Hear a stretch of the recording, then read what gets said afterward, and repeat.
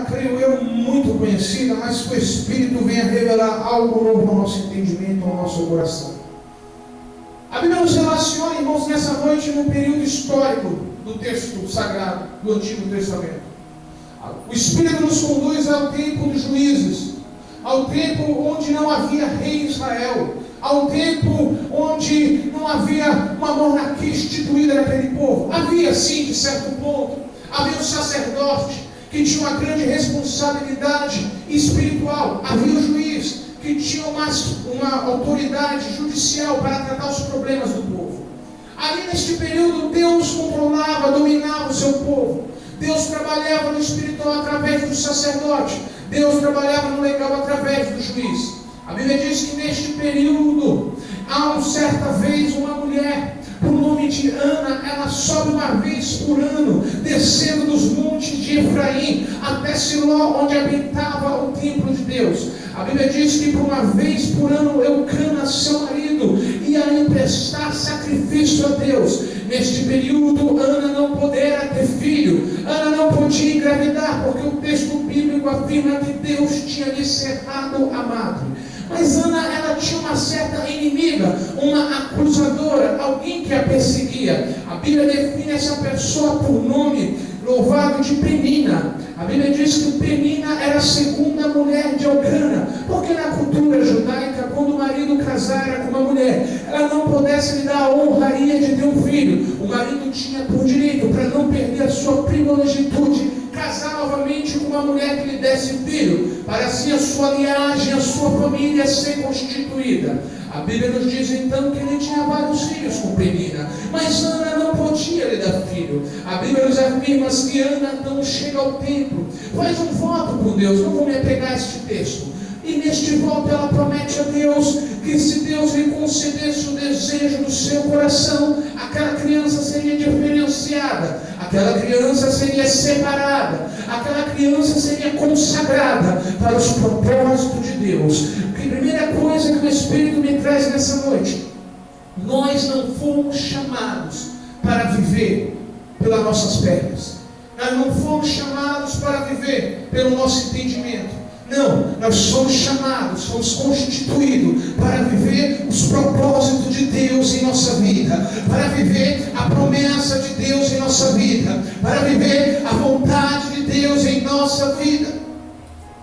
Mas Deus não obriga. Não trabalhamos com Deus, somos arminianos, cremos no livre-arbítrio, na capacidade de escolha do homem, no raciocínio do homem e na sua capacidade dada por Deus de fazer escolha. A Bíblia diz que, então, o sacerdote ali, não conhecendo Ana, não conhecendo o coração de Ana, prejulgou ela, porque ela orava em gemidos, o seu lábio mexia, mas não saía som de sua voz.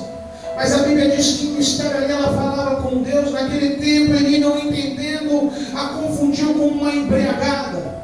A Bíblia diz que então, depois deste mal entendido, ele profetiza sobre a vida dela.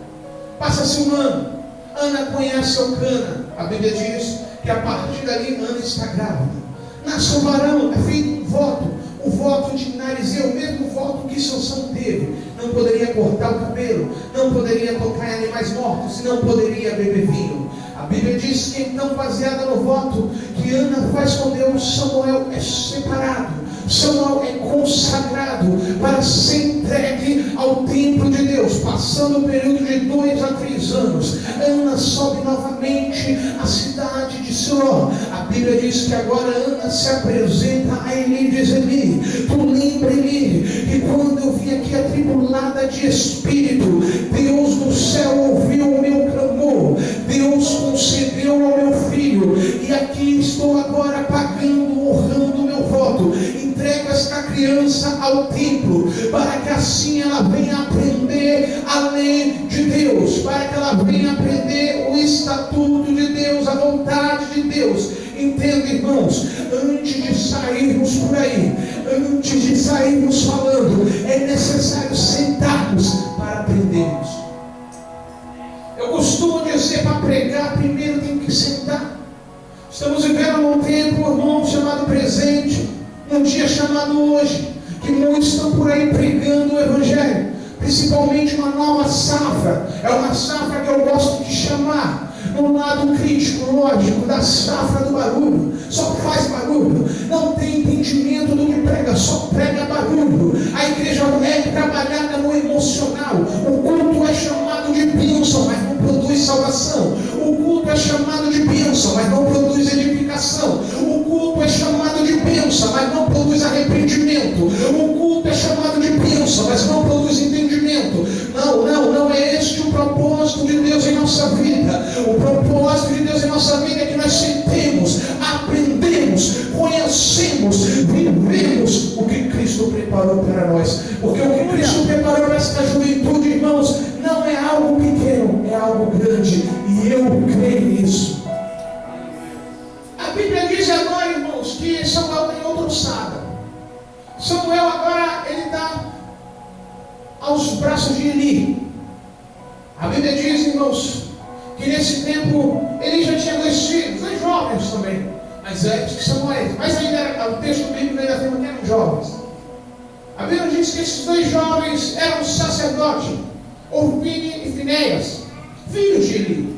A Bíblia diz que a prática desses jovens não agradava a Deus.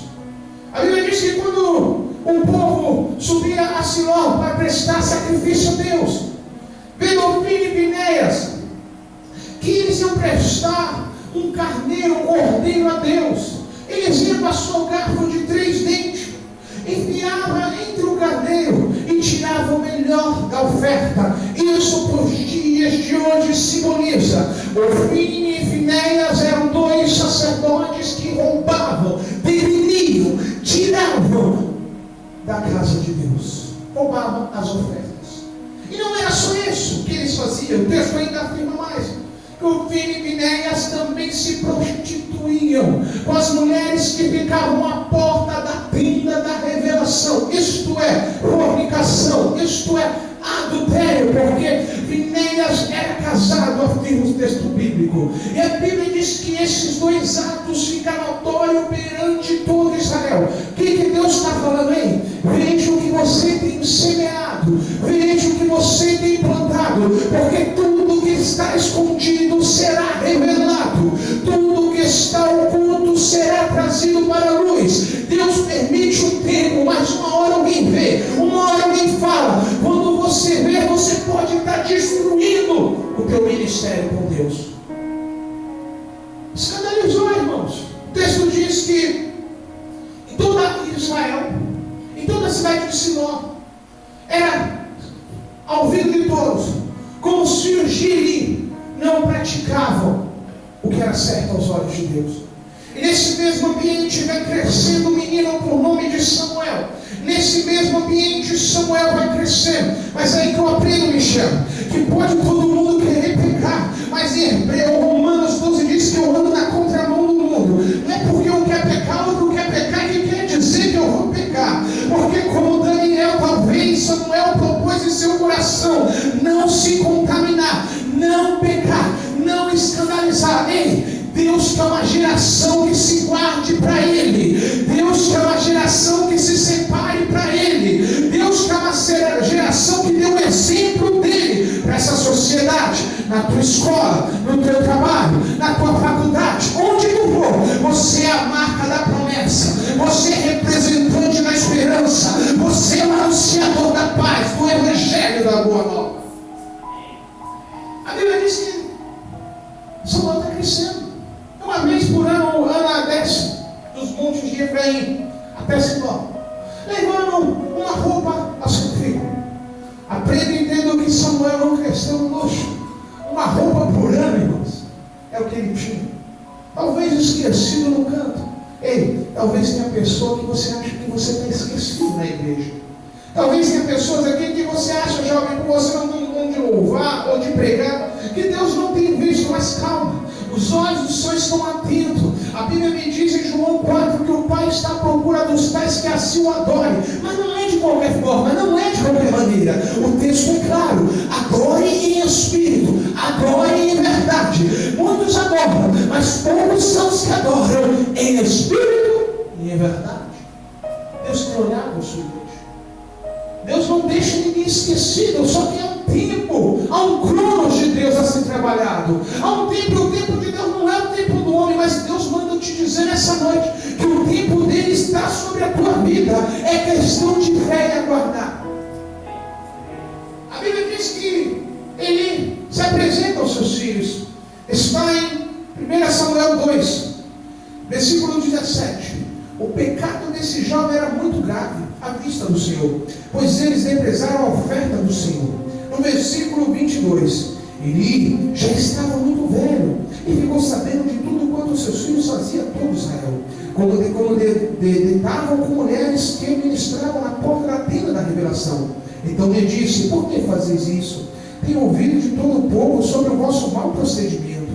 Não, meus filhos, ouço meus comentários, que ouço se apanhando entre o povo do Senhor, não são bons. Se um homem pecar contra outro, Deus o julgará. Mas se pecar contra o Senhor, quem intercederá por ele? Mas eles não ouviram a voz do Pai, pois o Senhor queria matá-los. A Bíblia diz, irmãos, que ele conversa com seus filhos. Muitas vezes, irmãos, eu sei que não é fácil liderar jovem, não é fácil trabalhar com jovem. O nosso primeiro ato de disciplina é conversar, é chamar para uma conversa. Mas tem alguns casos, irmãos, eu costumo dizer isso, eu tenho trabalhado na Belém com os novos convertidos. Alguns casos são necessários punir. E punir não mata, punir não destrói a pessoa, punir não tira ninguém do Evangelho, punir é um tempo que a pessoa tem para trabalhar na sua conversão. É um tempo de buscar, um tempo de se revestir. É necessário, irmãos, passarmos alguns tempos se alimentando. Porque depois, irmãos, Deus tem uma grande obra na nossa vida. Mas para essa obra ser bem efetuada, é necessário nós estarmos preparados para o que Deus tem para nós. A Bíblia diz que eles não aceitaram, porque Deus tinha decretado um juízo na vida deles. Agora, neste tempo, Samuel vai agradando a Deus. Nesse tempo, o menino Samuel vai chamando a atenção de Deus. Só que a Bíblia me diz algo tremendo, que Samuel ele não só chama a atenção de Deus, mas ele alcança bom testemunho perante a Deus e aos homens. Isto é, a convenção era não é um ato espiritual somente. A convenção é um ato visível. O que quer dizer isso, irmão Guilherme? Quando nós nos convertemos, nós somos regenerados do pecado. Nós estamos debaixo do mundo, nós estávamos mortos em nossos delitos. Nós estávamos mortos em nossas ofensas. Nós estávamos cegos, incapazes de buscar a Deus. Mas vem o Espírito Santo, age em nossa vida, como agiu na vida de Saulo, tirando dele a cegueira. Abre os nossos olhos, abre o nosso coração, abre o nosso entendimento, regenera, começa a trabalhar na vida do cristão. O cristão agora ele não está mais debaixo do pecado, o cristão agora está debaixo da graça, porque Romanos 6, o texto bíblico me afirma, onde abundou o pecado, superabundou a graça de Deus. A Bíblia nos diz, irmãos, que a graça de Deus não nos deixa permanecer no estado do pecado. Somos regenerados por Deus, aleluia. Somos transformados por Deus. Somos refeitos, como ele disse a Jeremias, em Jeremias 18, como um vaso quebrado, tem o poder de pegar este vaso, destruí-lo e restituí-lo um vaso novo. Isto é, Deus faz todas as coisas novas em mim e em tua vida. Isto é, o que eu pensava antes eu já não penso hoje. O que eu falava antes eu já não falo hoje. O que eu praticava antes eu já não pratico hoje. Com quem eu andava antes eu já não ando hoje. Tudo foi feito novo na vida daquele que conheceu a Cristo. A Bíblia nos diz, irmãos, que a conversão de Samuel, o ato dele perante o templo, o ofício dele perante o templo é tão bem executado que todos da cidade se admiravam daquele jovem. É diferente, irmãos, um jovem que tem o Espírito Santo em sua vida. É diferente, não é igual. Tem algo sensacional na vida daquele jovem. O comportamento é diferente, a fala é diferente, o andar é diferente, o agir é diferente. bondoso, é misericordioso, é amoroso, é afetivo, compadece daqueles que estão sofrendo injúrias. As bem-aventuranças que Cristo pedisse no Sermão da Montanha está encaixado na vida daquela pessoa. E todos têm que ver Deus em mim e tua vida, porque a Bíblia me diz no Sermão da Montanha que nós somos o sal da terra, a luz deste mundo. Quando a igreja verdadeira, irmão, isso não se resume a placa, isso não se resume a ministério, isso se resume a convenção. E quando houver convenção na terra, há exemplos de cristiandade. A palavra Cristo quer dizer ungido. Quando os cristãos foram chamados, a primeira vez de cristãos, isso é parecido com Cristo, parecido com ungido, quer dizer, resplandecia o ungido de Deus. Este era Samuel. Ninguém queria servir. Ele propôs no seu coração: eu quero.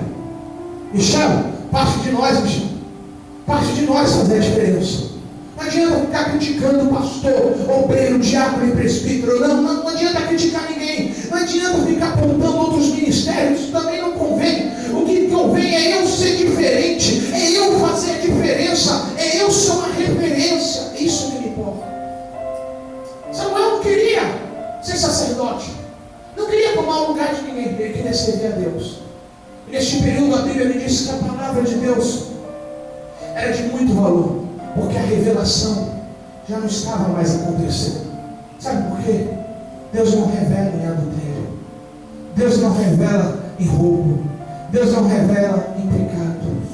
Deus só revela para aquele que o segue no caminho, nas pisaduras de Cristo, renunciando o mundo, pegando a sua cruz, porque Cristo nos afirmou e nos advertiu: aquele que quiser vir após mim, pois negue a si mesmo, pegue a sua cruz e siga-me. Samuel estava seguindo a Deus. A Bíblia diz que neste período um certo profeta de Deus se apresenta a Eli e diz a Eli: assim diz o Senhor, Deus tem visto o que teus filhos têm praticado, como tem escandalizado o nome de Deus perante todo Israel. A Bíblia me diz que então o profeta diz a Eli: devido a isso, Deus tem escolhido a tua família desde a época do Egito. Agora diz o Senhor que a tua família será tirada do serviço sacerdotal. Diz o Senhor que os teus dois filhos, Ofni e Finéias, morrerão num só dia. Diz o Senhor, porque você fizeste vista grossa. Isso é, irmão. Deus sabe o que acontece no seu rebanho. Deus é presente na sua igreja. O pastor não vê, o presbítero não vê, irmão Guilherme não vê, mas Deus vê. Muitas vezes o homem deixa passar, o homem faz vista grossa, mas Deus não faz. Cuidado com isso, cuidado com isso. Melhor é cair na mão do homem. Muitas vezes, irmãos, o homem punir injustamente do que Deus punir justamente. Eu prefiro ser um banco injusto do que ser punido por Deus justamente. Deus, ele vai punir todos os irmãos no dia do Senhor. A Bíblia diz que então essa profecia não sabe. Agora ele vai ao templo. A Bíblia diz que chegando à noite, Samuel vai dormir. A Bíblia nos diz, irmãos, que neste momento Samuel ouve uma voz e diz: Samuel, eu quero que você entenda quantas vezes Deus já tem te chamado, quantas vezes Deus tem falado conosco, irmãos, e nós não queremos ouvir. Não, só queremos ser abençoados, só queremos ser, nós servimos um Deus e nós colocamos Deus no tamanho de uma mosca, porque nós colocamos Deus condicionado à bênção, e Deus não é condicionado à bênção, não.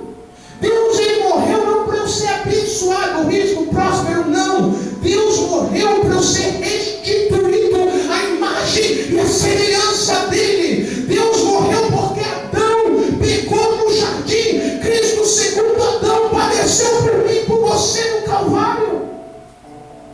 Efésios, sendo Deus, não teve por usurpação ser igual a Deus, mas aniquilou-se a si mesmo, fazendo-se menor do que os anjos. Jesus era Deus. Evangelho segundo escreveu João capítulo 1, versículo 1: no princípio era o verbo, a palavra no grego é logos. No princípio era o logos estava com Deus, o logos era Deus. Aí vem o apóstolo João na epístola e diz: 3 coisas são estas que testificam no céu: o Pai, a palavra, o Espírito. A palavra no grego também é traduzida como logos. Então 3 coisas testificam no céu: o Pai, o Filho, o Espírito Santo. Mas João não termina por aí, ele ainda diz: e os 3 são um só. Jesus é Deus, Jesus era Deus, Jesus sempre foi Deus. Sendo Deus, se aniquilou, se desfez dos seus dons divinos, se fez a semelhança do homem. Só que não nasceu debaixo do pecado, não nasceu debaixo da lei do pecado, porque ele não foi concebido por homem. Não, a Bíblia nos diz nos evangelhos de Mateus, Lucas, Marcos, João, que Jesus foi gerado pelo Espírito Santo no ventre da bem-aventurada Maria. Jesus morreu por mim e por você, para que eu e você, como pudéssemos chegar a Ele. É por isso que você não temos mais prazer no que é do mundo. Não temos não. O irmão bem disse aqui que hoje é um dia que muitos vão festejar, e a nossa festeja é essa, é estar na presença de Deus, porque bem disse o salmista Davi: mais vale um dia nos átrios do Senhor do que 1000 dias na tenda dos ímpios. Isto é, mais vale um dia no centro do teu altar, ó Senhor, do que 1000 dias no pecado neste mundo. Essa é a alegria da igreja. Orianda, labassurianda, labanai. Essa é a nossa alegria, irmãos. É estarmos na presença do Deus vivo. É podermos saber que a comunhão foi restituída. Aleluia. É podermos saber que o Espírito foi derramado sobre toda a carne. É podermos saber que nós temos uma morada incorruptível, irrompável, escrita no livro da vida para nós lá no céu. Isso ninguém pode ter no mundo, porque isso não vem do mundo, isso não é para o mundo, é para a igreja. É por isso que João disse sobre vós nos dias de hoje. João se referiu num ato até profético, creio eu: vós jovens sois forte, porque vós já vencestes o maligno. Quantas coisas você largou para estar aqui hoje? Quantos não você disse para a tua carne para estar aqui hoje? Quantas vezes você renunciou o pecado que habitava no desejo do teu coração para estar aqui hoje? Não deixe o diabo roubar a tua comunhão. Não deixe os maus exemplos esfriar a tua fé, não. Como Paulo, temos que nos manter centrado e focado no alvo que é Jesus. A Bíblia diz que Deus fala novamente: Samuel. Deus tem falado conosco, irmãos, constantemente. Nós não temos entendido, porque muitas vezes, irmãos, a Bíblia me diz na carta do apóstolo Paulo a seu filho na fé, Timóteo: porque nos últimos dias, por não suportarem a sã doutrina de Deus, amontoarão sobre si pregadores que preguem segundo o seu próprio coração, tendo eles comichões no seu ouvido. Isto é, Deus fala, mas não quer ouvir. Muitas vezes uma pessoa fala Deus. Deus fala. Deus fala. A pessoa não quer. Estamos vendo o tempo, irmão, que o culto tem mudado de foco. O culto é para o homem. O culto é para o homem. A glorificação é para o homem. O louvor é para o homem. Tudo é para o homem. É para o ego. Não, irmãos. Nós não somos desses. Nós não vamos aceitar essa doutrina humanista. Não, nós somos Daniel, nós somos Samuel, nós somos Timóteo, nós somos Lucas, nós somos jovens que buscam um avivamento histórico, bíblico, jovens que voltaram a ler Bíblia, jovens que participam do culto dominical, jovens que fazem cursos teológicos para aprender a história da igreja, jovens que têm uma fé madura e maturidade espiritual. Não se abala com dificuldade financeira, não se abala com as coisas dessa terra, mas está firme e centrado na pessoa de Cristo.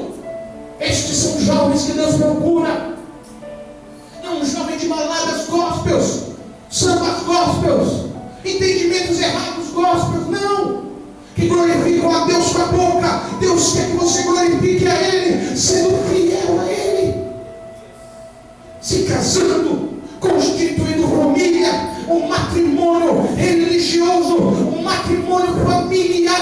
É a primeira bênção que Deus deu para o homem. Você tem valor para Deus. Vale a pena isso, irmãos? Não é difícil é. É uma luta constante entre a carne e o Espírito, mas é por isso que você vem para a igreja, para assistir o Espírito Santo. É por isso que você vem para a igreja, para ter uma palavra que te dá consolo. É por isso que você é orientado por um pastor que vela pela tua alma. Temos que nos focar, irmãos. Mas Samuel ainda não entende. A Bíblia diz que Samuel chega e ele, por que me chamaste? Ele não te chamei, Samuel, volta a dormir. Terceira vez vem Deus. Samuel. A Bíblia diz que então Samuel corre novamente a Eli e fala: Eli, por que não falaste comigo? Ele já cego. O texto nos afirma que ele estava cego. Ele já estava cego espiritualmente, creio eu. Ele já não conseguia discernir Deus falando, porque fazia tempo que Deus não falara com Eli, porque ele estava passivo com o pecado. Cuidado, irmãos, quando nós deixamos o pecadinho entrar, um pouquinho do fermento eleva toda a massa. Cuidado.